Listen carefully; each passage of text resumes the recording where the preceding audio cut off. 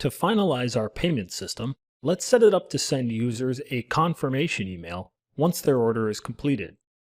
The best place to do this is the webhook handler, since at that point we know the payment has definitely been made, since the only thing that can trigger it is a webhook from Stripe.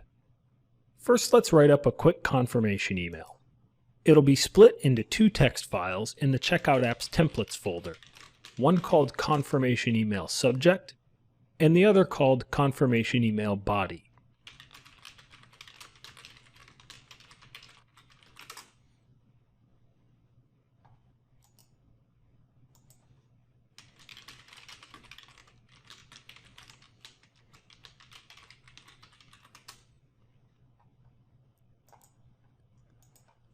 In the subject file, let's just say Boutique Ado confirmation for order number, and then include the order number using standard Django template syntax. These text files can use the exact same syntax as a Django template, because we'll pass them the order when we use them in a few minutes. Now let's write the body of the email. This can say whatever you want, but I'll use the order information to personalize it a bit.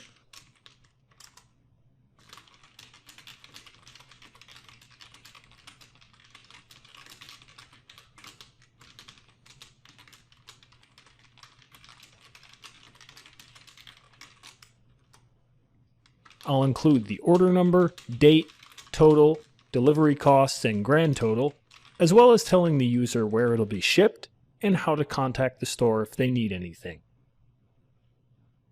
With those two files saved, let's head over to the webhook handler and write a new private method called Send Confirmation Email.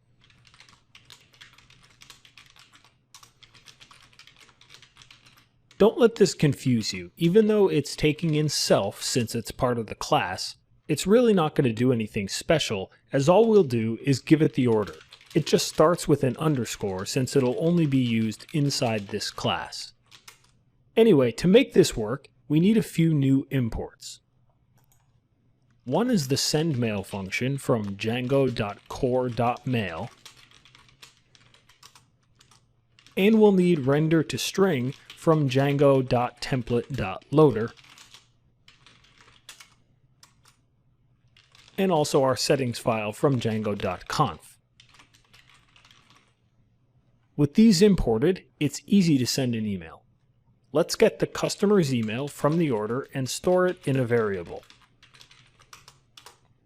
Then we can use the render to string method to render both the files we just created to strings, with the first parameter being the file we want to render,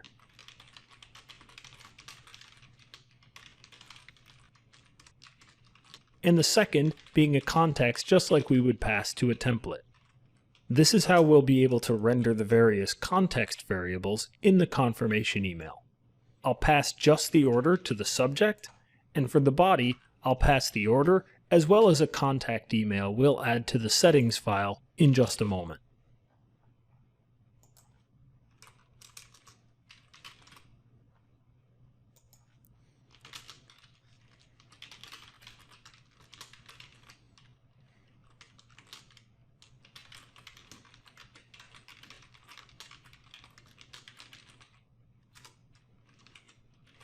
Now to finally send the email, all we've got to do is use the sendMail function, giving it the subject, the body, the email we want to send from, and a list of emails we're sending to, which in this case will be only the customer's email.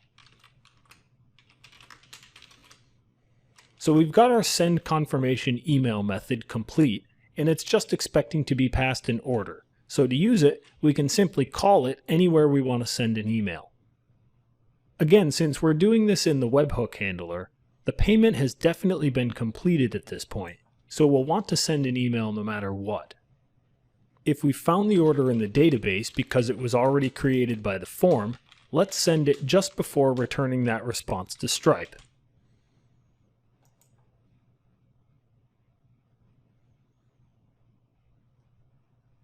If the order was created by the webhook handler, I'll send the email at the bottom here just before returning that response to Stripe. In both cases, whether the order already existed or whether the webhook handler just created it, we'll pass it along to our new method in order to send the email. The last thing we need to do is add the default from email to settings.py.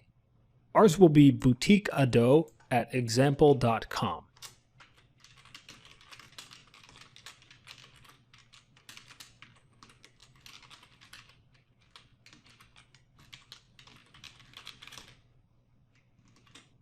Let's test it all out by making a purchase.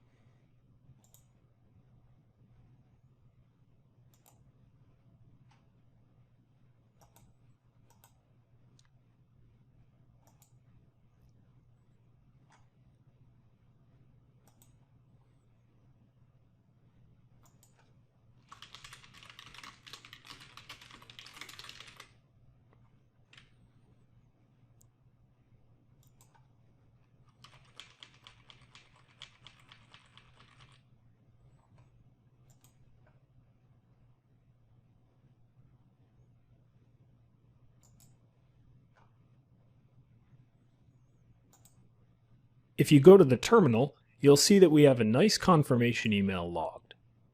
We won't worry about how to actually send this email for now, but from here it's just a few changes to settings.py to make it use your real email account. This is a good place to commit our changes, as we've now completed all the user stories except allowing store owners to add, update, and delete products. Over the next few videos, we'll complete those and then move on to the final step of deploying our project.